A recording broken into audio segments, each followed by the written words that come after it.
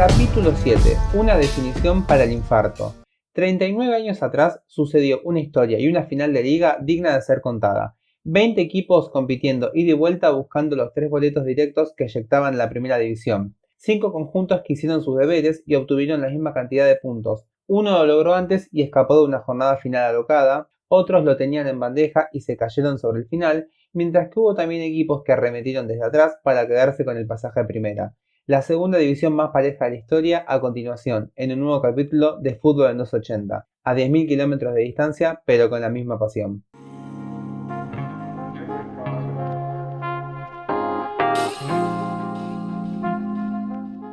Las categorías de ascenso suelen tener un denominador común que es la paridad. A lo mejor no son tan atractivas a nivel futbolístico o marketinero, pero tienen un grado de emoción y sorpresa que no se encuentra en primera. ¿A cuántos equipos hemos dado como firmes candidatos al ascenso a principio de temporada y terminaron bajando? ¿Y a cuántos equipos hemos dado por muertos a 5 jornadas para el final y se terminaron salvando? Acertar un pronóstico en el ascenso mundial de cualquier fútbol es algo sumamente complicado. Es por eso que son ligas tan atractivas y usualmente infravaloradas. La segunda división española no le escapa a esta dinámica y muestra año tras año lo impredecible que puede resultar. Siempre lo ha sido, pero hubo un año en donde esta idea de paridad y competitividad la llevaron al extremo, tanto así que 5 equipos terminaron igualados en puntos: el Castellón, el Cádiz, el Racing de Santander, el Elche y el Rayo Vallecano. Antes de continuar, vamos a analizar cómo llegaba cada uno de estos conjuntos a la definición. El Club Deportivo Castellón transitaba su 7ª temporada consecutiva en segunda y estaba con ganas de revancha. Un año antes se le había escapado el ascenso de las manos. Los orelluds llegaban terceros a falta de 2 jornadas, pero tenían una visita de altísimo riesgo al Reino de Navarra. Allí los esperaba el Osasuna, cuarto clasificado, para vencerlos por 3-1 y arrebatarles la plaza de ascenso a falta de una jornada para el final. En el último encuentro, el conjunto castellonense igualaba ante el Cádiz, despidiéndose del sueño del regreso a Primera División.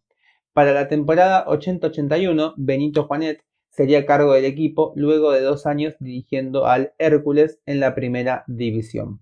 El Cádiz había conocido el aroma de la élite 3 años atrás, pero tuvo que volver a la lucha de la Segunda División en apenas una temporada. Luego de 2 campañas sin sabores con Roque Olsen a la cabeza, los gaditanos se proponían volver a saborear las miles del éxito. Para ello se trajo a Dragoljub Milosevic como míster, que en España solo había dirigido un puñado de partidos al Valencia hace casi un lustro atrás. El Racing de Santander había descendido en 1978 y en su vuelta a Segunda División pasó un año de terror. Merodeando la parte media-baja de la tabla, se encontró en zona de descenso a falta de 2 jornadas. Pero, para suerte de los cántabros, una victoria por la mínima ante el colista Algeciras y un valiosísimo punto en tierras nazaríes ante el Granada salvarían a los cántabros de un doble descenso. Antes de comenzar la temporada, la directiva hacía saber a la afición que el club estaba pasando la mayor crisis económica de su historia, hablándose incluso de la posible desaparición del mismo.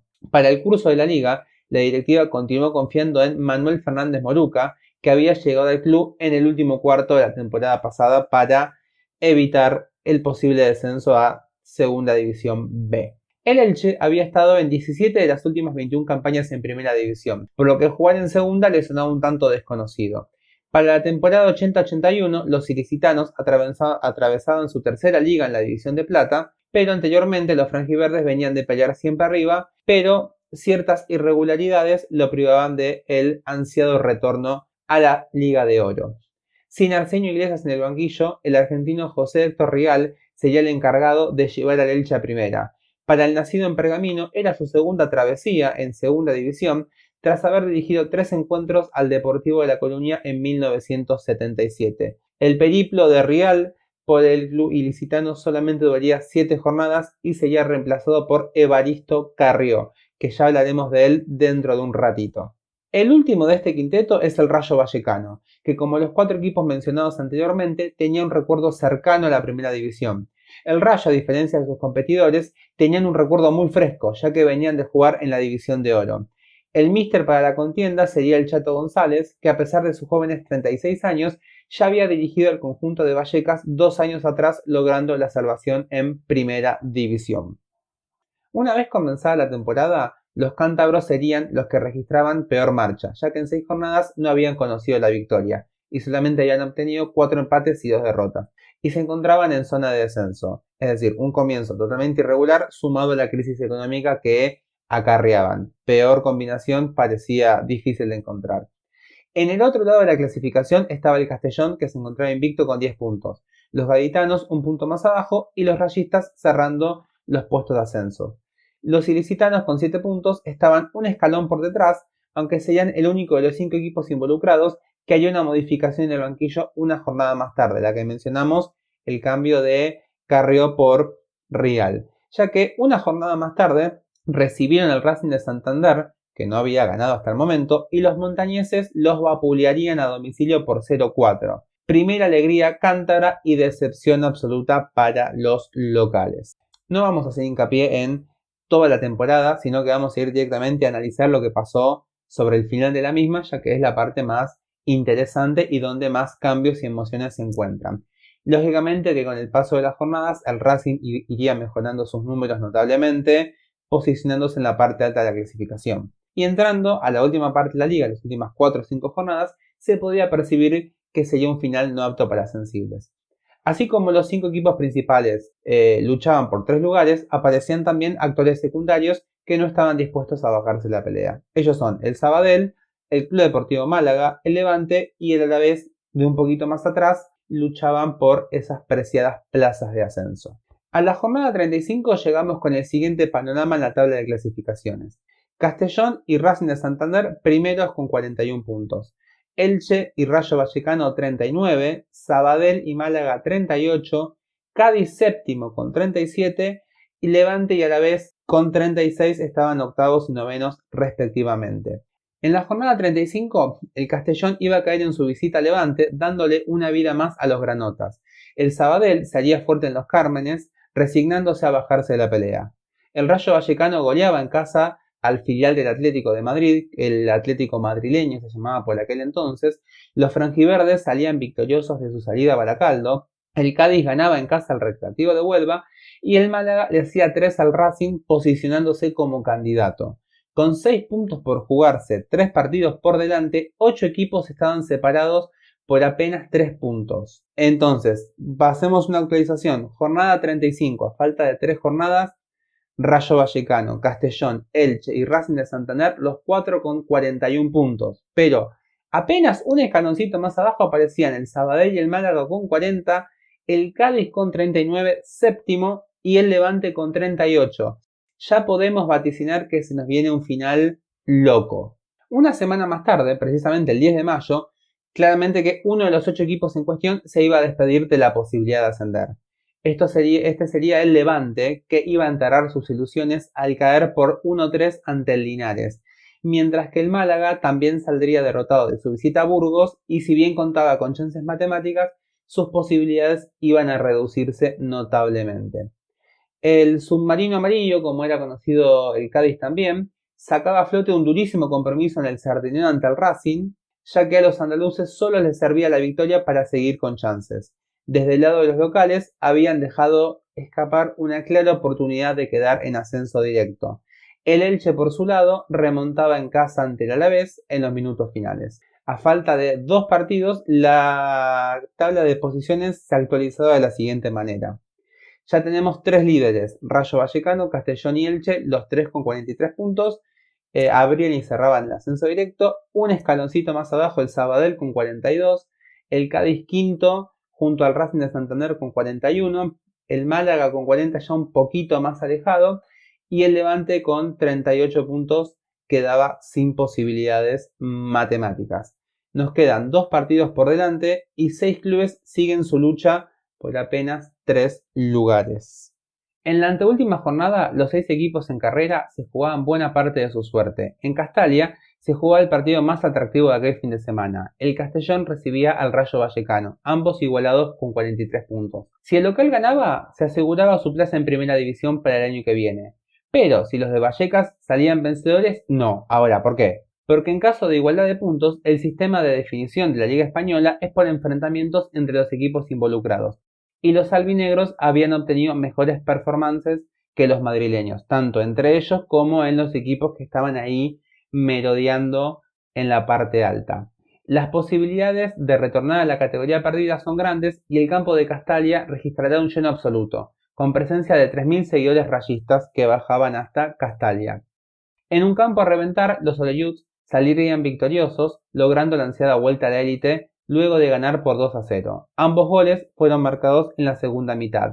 Planelles de penal en el 54 abriría el marcador y a 9 para el final Robert desataba la locura castellonense. En tierras malagueñas, el Elche saldría ilioso de un partido chivo, complicado, duro, y se adueñaba de la primera posición, dejando ya a los blanquiazules sin ninguna posibilidad, con la misma cantidad de puntos que los Oreyuts, pero con el golaveraje a favor de los franjiverdes. Bien, el Racing de Santander por su lado iba a remontar en el Tartiere y no estaba dispuesto a darse por vencido. El Cádiz por su lado goleaba por 3-0 en Burgos, que no se jugaba nada, mientras que el Sabadell reducía notablemente sus oportunidades al caer por 2-0 ante el Alavés en Vitoria, un Alavés que ya había quedado fuera de combate un par de jornadas atrás. La tabla de clasificación de cara a la jornada final era la siguiente: Elche y Castellón primeros y segundos con 45 puntos. Ahora, el Castellón estaba ascendido, siendo segundo, pero el Elche no. Y ahora vamos a ver bien cuando termine esta jornada por qué. Pero el Castellón ya era equipo de primera división y estaba segundo. Un poquito más atrás aparecían el Rayo Vallecano, el Cádiz, el Racing de Santander con 43, 13 equipos para un solo puesto, y un escalón más abajo el Sabadell con 42, que si bien contaba con chances matemáticas, estaba complicado. Y séptimo ya el Málaga con 40 puntos, sin ninguna posibilidad de nada. La última jornada del campeonato 1980-1981 nos preparaba un duelo en el que iban a estar todas las miradas. Aquel 24 de mayo tendría emociones para todos los gustos. El Elche puntero recibía al Cádiz, cuarto. El punto les alcanzaba a los franjiverdes para ascender, mientras que a los gaditanos debían ganar y esperar. En otros partidos, por ejemplo en Cantabria, el Racing enfrentaba a un Levante sin chance de ascenso y sin peligro de permanencia. Quiere decir que el Levante no se jugaba absolutamente nada. El Rayo Vallecano iba a jugar en casa ante un Palencia que solo le valía la victoria para quedarse en la división de plata, mientras que el Castellón ya ascendido y ya sin muchas preocupaciones iba a casa del Linares. Los conjuntos racinguistas y rayistas realizaban sus deberes ganando sus compromisos. El Castellón ya ascendido caía ante Linares, por lo que todos los ojos estaban puestos en el nuevo estadio, en el actual Martínez Valero. Los locales confiaban plenamente en los suyos y el entrenador más que nadie, llegando a realizar declaraciones de las que seguro después será arrepentido.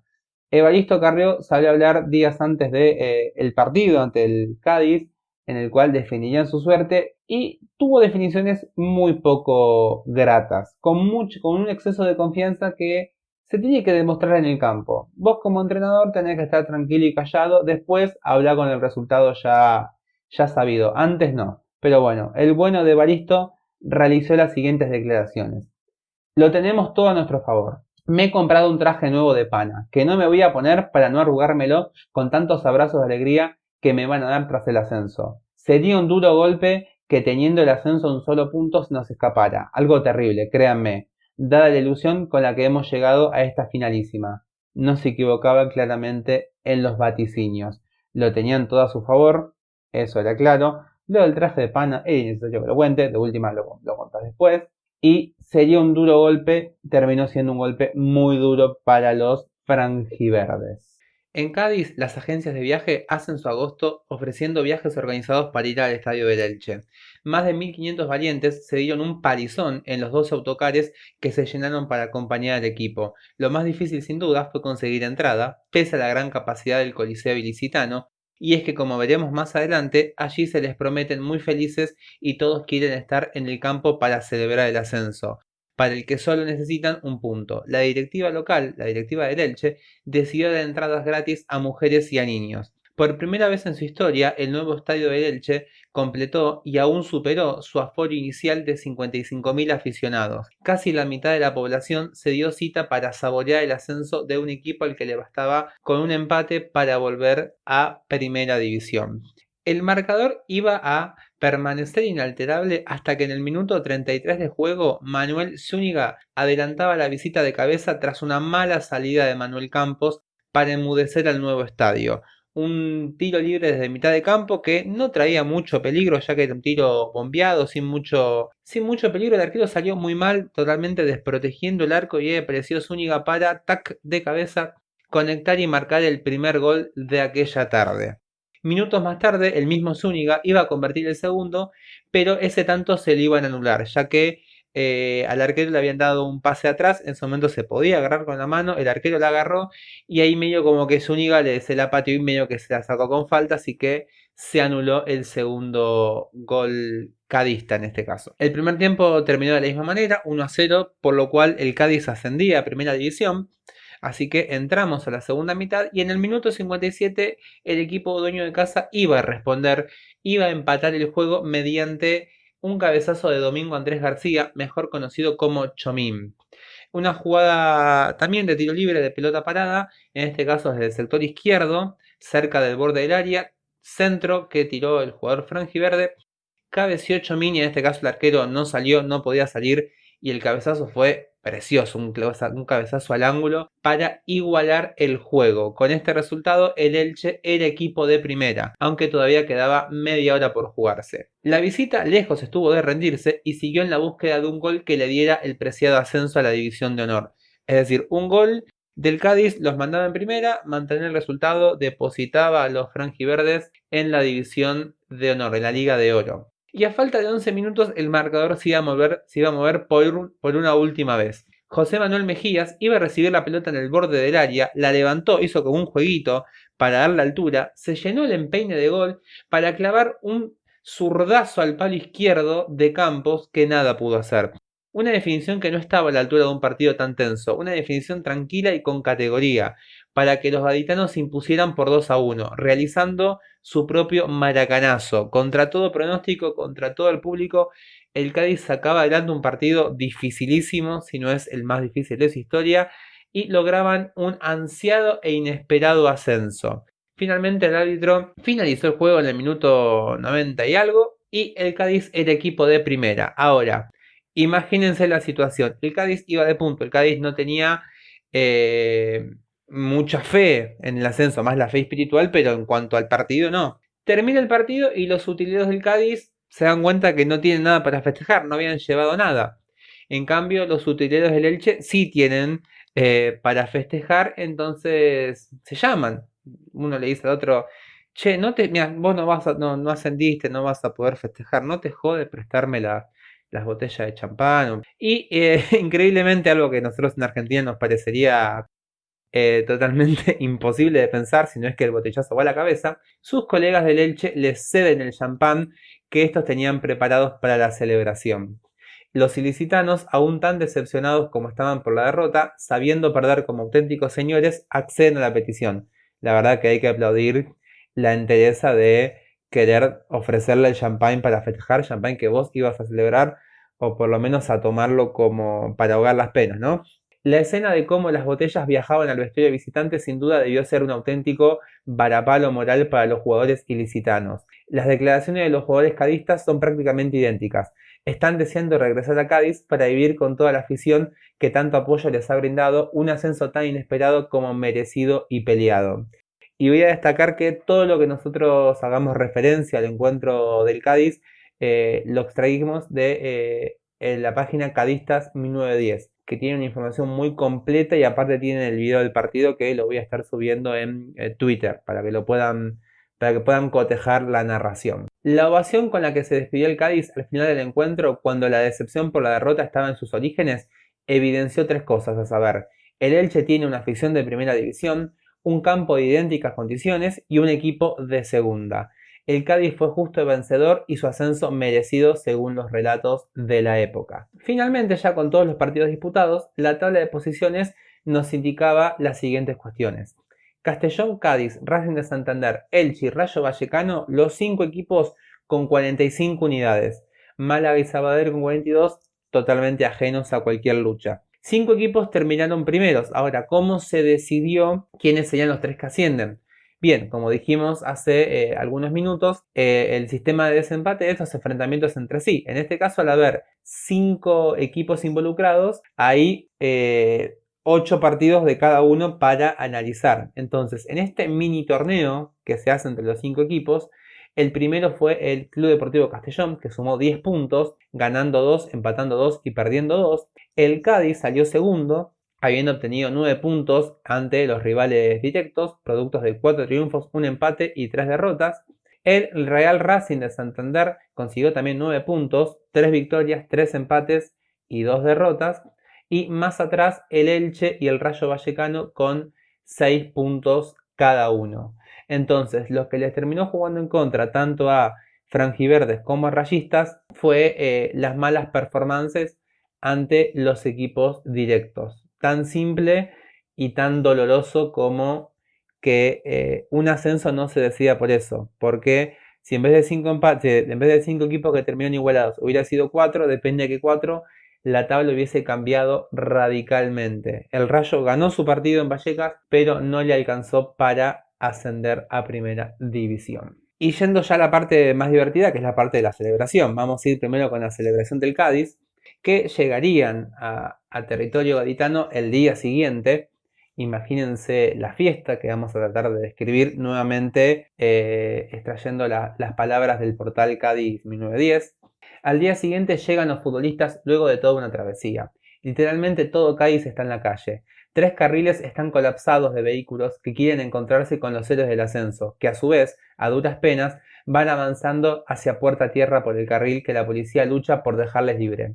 Por fin, a las 10 de la noche, la expedición puede ofrecer el ascenso a la Virgen del Rosario en su santuario, mientras la gente se agolpa afuera. Mané, como capitán, deposita un ramo de flores a los pies de la patrona.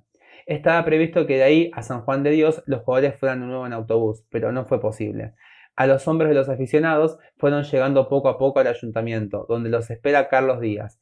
Los discursos en el balcón quedan para otro día. La afición atrona cantando primero el himno de Andalucía y luego gritos de oles y hurras para sus ídolos. El ascenso con el que todos soñaban, pero en el que pocos creían, era ya una realidad.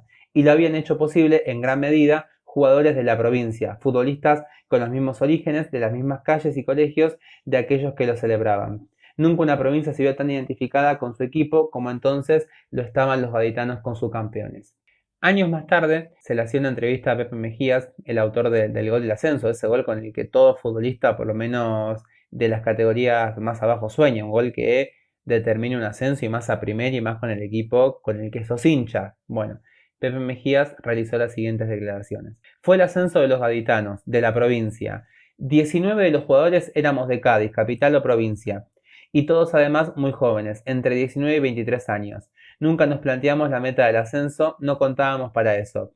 Íbamos simplemente partido a partido, sin miedo a nadie, con mucho desparpajo y muchísimo espíritu de lucha, y se iban ganando partidos.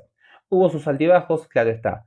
Paso a paso, casi sin darnos cuenta, nos metimos en la pelea por ascender, pero ni siquiera entonces perdimos la alegría que nos caracterizaba como equipo. Había muchos equipos arriba y muy importantes y la presión era para ellos. Nosotros no teníamos obligación de subir. Y el Cádiz llegó a esta situación de necesitar a la gente de cantera, a los chicos de cantera, por la deuda que se iba acumulando. El Cádiz pasó de tener un superávit de 5 millones a un déficit de 150 millones de pesetas para la temporada 79-80 que iba todavía creciendo más. Entonces, una resolución que hacen la gran mayoría de las directivas cuando falta plata es tirar de cantera, ir hacia los juveniles para que los ayuden y los rescaten. El famoso, por lo menos en Argentina, vamos, vamos los pibes. Después cuando la cosa va mejor o cuando hay alguna plata se empieza a malgastar y es todo como un círculo vicioso. Creo que ha pasado en muchos clubes y pueden dar fe de ello. En Castellón la celebración no iba a ser para nada menor. Si bien el equipo castellonés ya había ascendido una jornada atrás, ya habiendo terminado la temporada llegó como la gran celebración. El lunes 25 de mayo de 1981 la expedición albinegra llegó a Castellón y fue recibida en Almenara con gran alborozo y alegría. Se repitió esta recepción en Burriana y también en Villarreal, donde se consideraba el Castellón como el equipo propio. Una foto impensable refleja la plantilla albinegra en el balcón principal del ayuntamiento villarrealense. En Almazora, que celebra sus fiestas en honor a Santa Quitera, el equipo fue recibido por la reina María Dolores Villar, vestida de campera y acompañada por las peñas de la localidad. pero la llegada a Castellón fue apoteótica, especialmente en la Plaza Mayor, donde la recepción oficial abarrotó el lugar hasta literalmente la bandera. El alcalde Antonio Tirado, desde el balcón principal del ayuntamiento, prometió un estadio nuevo para el Castellón. Iba a ser el nuevo Castalia, un recinto nuevo que sustituiría al viejo campo inaugurado en 1947 y que en 1981 aún era de titularidad estatal. El ascenso para el Racing de Santander también fue sorprendente, más que nada por la situación económica que acarreaba el club cántabro que mencionamos al principio del podcast, que empezó muy mal la temporada, que tenía pinta de descenso permanencia y que finalmente terminó en el lado opuesto de la clasificación, fundamentalmente por el aporte de los extranjeros Amarilla y Verón, que rindieron un gran nivel. También tuvieron entre sus filas a dos jugadores que luego se convertirían en técnicos, uno es muy conocido, conocido en esta época, como es Quique Setién, entrenador del FC Barcelona, y el otro es Manolo Preciado, un técnico también, ya fallecido, pero con historia larga en la Liga y en Segunda División y también en Segunda División B. La temporada en sí fue un éxito, pero en la cuestión económica la situación seguía siendo angustiosa. Al final se llegó a un acuerdo con el ayuntamiento por el cual el consistorio santanderino se haría cargo de la deuda del club y se comprometía a hacer un nuevo estadio, quedándose los viejos terrenos de los campos de sport para ensanchar el parque de la segunda playa. Por lo menos el Racing saldaba en cierta manera su deuda económica, una deuda que lo iba a tener a maltraer durante buena parte de su historia, por lo menos la historia reciente. Ya en primera división la suerte iba a ser distinta. El Castellón, que terminó primero, terminó siendo campeón en segunda división, estuvo muy lejos de mantener la categoría y solo logró 3 triunfos en 34 partidos, sumando apenas 12 puntos, un descenso totalmente esperado. El Racing por su lado se salvó de todos, ahí en el filo de la temporada, pero llegó a la última jornada por lo menos ya salvado, lo cual es todo un mérito. Y el Cádiz descendió de una manera increíble y muy cruel. En la anteúltima jornada los gaditanos derrotaban al Sporting de Gijón en casa, igualando en puntos con los rojiblancos y quedando fuera del descenso, ambos con 27 puntos y Las Palmas un peldaño más arriba con 29. Es decir, el Cádiz llega a la última jornada fuera del descenso con los mismos puntos que el Sporting, pero con el golaveraje ganado. En teoría, si el Cádiz ganaba, se salvaba. En la última jornada, el Cádiz tiene que jugar contra el Castellón. Último, se entiende que debe ganar. Gana 1-0. Lo cual en teoría le asegura la permanencia. Pero ¿qué pasó? El Sporting de Gijón cerraba la última jornada en casa contra Las Palmas. ¿Qué hace el equipo gijonés? Le gana 4-0 a Las Palmas. ¿Qué genera esto? Un triple empate. Cádiz, Sporting Las Palmas 29. ¿Cómo se define ese trío? Con los resultados entre sí. Y ahí es donde el Cádiz pierde la categoría por tener un mal golaveraje. Si bien le ganó a los asturianos, perdieron con Las Palmas y en toda esa diferencia entre goles a favor y en contra, terminan descendiendo. Es decir, que un año el quíntuple empate los termina favoreciendo y un año más tarde un triple empate los termina perjudicando. Sin duda un ascenso inesperado y un descenso aún más cruel. El fútbol tiene muchas veces eso de malicioso, de que por un lado te da y sabes que en algún otro momento te va a clavar la guadaña. Y los otros dos equipos que estaban en esta contienda, que permanecieron en segunda división, no iban a correr con mucha suerte que digamos. El Elche por su lado iba a quedar nuevamente a un paso del ascenso, sumando 50 puntos e igualando con el Málaga en la tercera plaza, pero el golaveraje nuevamente los iba a perjudicar. Mientras que el Rayo Vallecano directamente dijo este año ni me meto en la pelea. Hizo una campaña muy irregular, finalizó noveno con 41 puntos, lejos de toda posibilidad de ascenso.